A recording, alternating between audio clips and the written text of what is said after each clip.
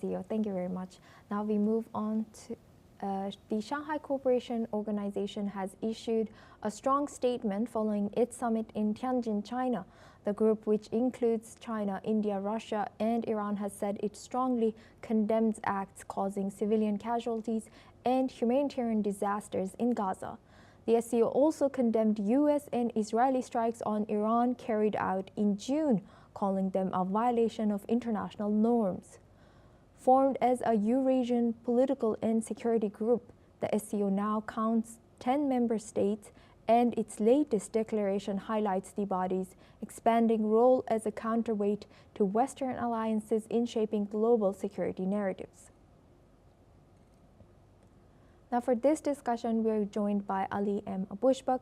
He's an independent Palestinian researcher, joins us live from Cairo. Thank you very much, Ali, for joining us. Good to see you again. Ali, how do you see this? How do you see SCOs making such big statements? Do you think this will have any effect on because UN has said similar things, and we did not see anything change on the ground? Thank you, Soma, for having me. In fact, there is nothing will change. The only game changing is when they impose the sanction against the aggressive. And also we have seen yesterday that Samud flotilla that start, going toward Gaza to break the Israeli blockaded in Gaza. So either they are confirming there is Israelis violating the human rights or no. And also there is about the genocide, about the international code, there is a case against Israel, despite all of the international community condemning and the announcing about the Israelis' behavior on the ground. It will not change anything until unless this kind of statement will transform from the word to action.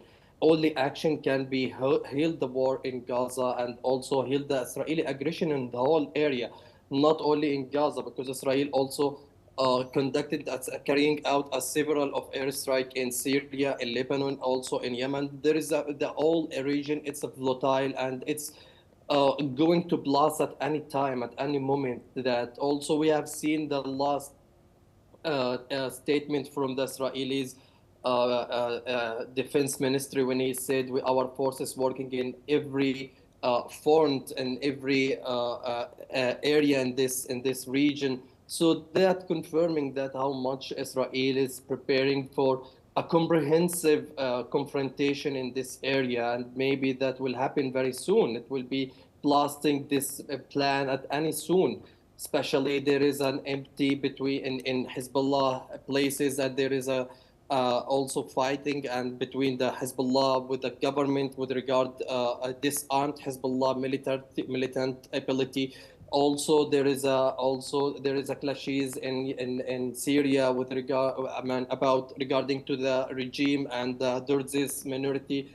Also, Yemen. Also, now we have witnessing a crisis, a Red Sea crisis. Also, have been also represented again.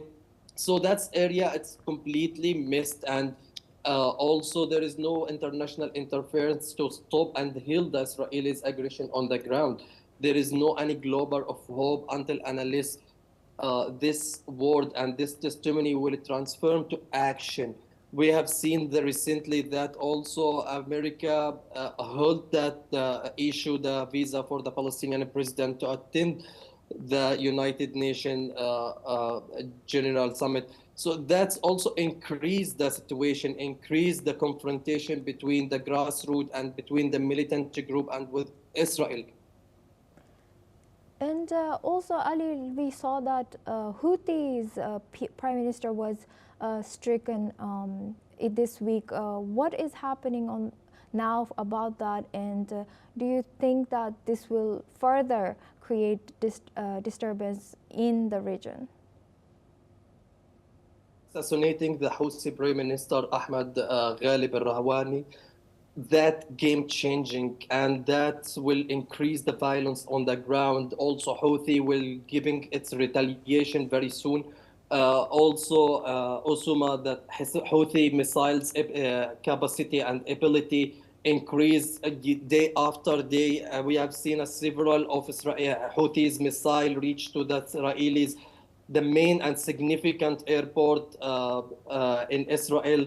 So that's creating a several of chaos, and we have seen also a several of promise and from the Houthi that the retaliation will come very soon. That will increase the violence on the ground. And worth mentioning that the doctrine Houthi, it's I mean they are belongs to the Shia sector, and they are Shia sector. They are so insist to take the retaliation, and they are so insist to not give up. So since past, also it's also highlighting that the war between Houthi and the Arab area with regard, I mean, with Saudi Arabia and UAE, it's taking us several of years, and after that, Houthi never give up.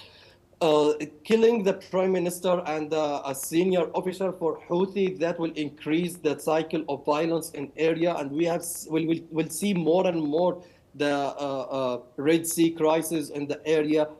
Also, Houthi, it was clear since the beginning of the wave of the conflict in area, especially during the war in Gaza, that it's a supporting front for the Palestinian and Gaza, and will not yield their attack until Israel will stop their attack in Gaza. It's also it's talking about the unification of the arena. So these kind of terms that have been issued to about the strategy that Iranian proxy in the area and the region, they have cooperated and coordinating and facilitating the connection between each other for a significant attack against Israel.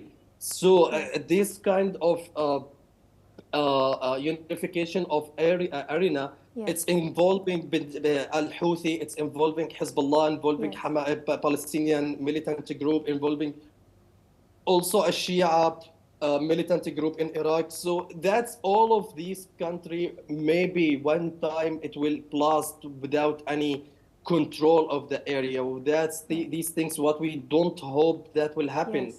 That will increase the cycle of the violence. It will not stop at all. Yes.